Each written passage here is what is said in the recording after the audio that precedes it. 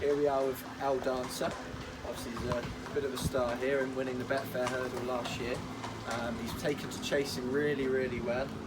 Obviously it was disappointing to get beaten last time, but still we can take a lot away from the race. Really positive, he jumped well, travelled really nicely. Obviously it's always sad to get beat, but at the same time we think he'd be a lot better on better ground. He's a horse with a lot of speed and a lot of natural pace, so the more you the better the ground, the better you'll be able to kind of utilise that and see how we go forward. So all very exciting, all roads and hopefully leading to the Arkle in March.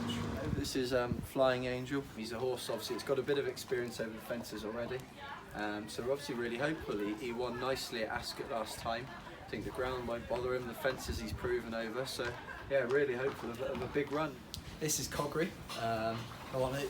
Yard favourites. He's been here a good amount of time now, placed in obviously Scottish National, many a nice victory next to his name. He's just had a bit of a break. He's coming back, he's getting freshened up well. Obviously we'll start to look at some of the staying chasers now.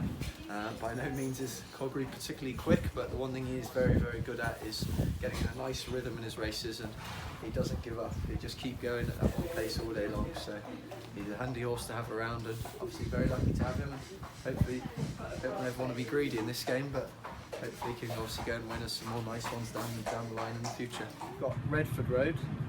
He's won 2 for us this year already, one being a bumper and the second being a novice hurdle. He was a really good second at Ascot the other day, to obviously a smart horse, or smart chaser of Mickey Henderson's. He's a horse we really like, looking forward to him jumping fences in the future. Here with Count Mirabelle, obviously a horse who's got some really smart form in the book. Finished second first time out this season behind Lost in Translation in a nice race. Then a little bit disappointing at Cheltenham next time, but as you know, it was extreme conditions. Obviously they had to call the first day off, and then obviously the Saturday was very testing. But still, he seems in a really good place at home, and obviously we're very hopeful now he can go and go and win another nice big one. He's done really well for us so far, so hoping he can go and do well again. This is one for Rosie, probably one of the best looking horses we've got here, and obviously very likeable, loves a pet, is very interactive. He had a really good season last. Obviously he came in a little bit later than the others, so his fitness has just started to be stepped up. Obviously got to come up with a little bit of a plan, whether we stick to hurdling for a bit or go chasing. We'll give him a school down the line and see how it goes. But whatever he does, he's been a star so far, and hopefully continue being so.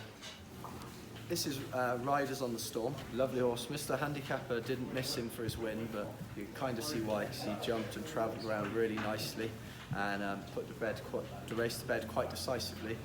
He gave him 10, and he's now originally given him another 3 since obviously Old Grange Wood of Skeltons has come out and won since. So he's made sure he's got plenty of weight, but we still think he's a really smart horse. He jumps for fun. He's a very strong traveller.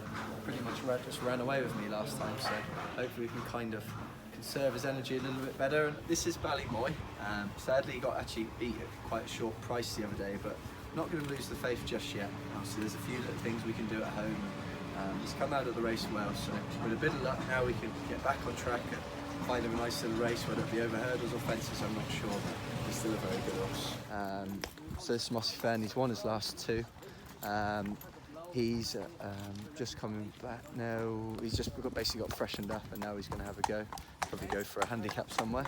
Creve Hill, he has 2 options. He could either go for the Welsh National or a big handicap at Ascot, but obviously Welsh National is going to be quite hard, maximum field, whereas Ascot the last couple of years has cut up and it's really good money.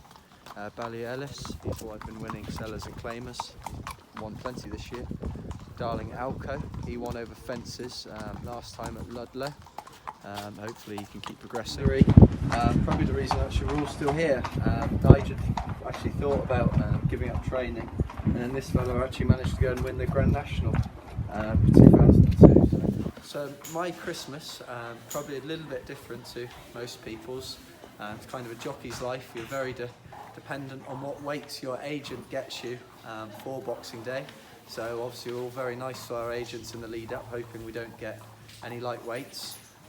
If we don't, then it's a pretty normal day really. Breakfast, big lunch, all the trimmings, and then have to obviously wake up a little bit heavier on Boxing Day and pay the price, maybe run a couple of laps of the track or sit in the sauna for a minute or two, just to make ourselves a little bit more reasonably weighted, but otherwise very lucky. We'll go to the races and hopefully ride some winners.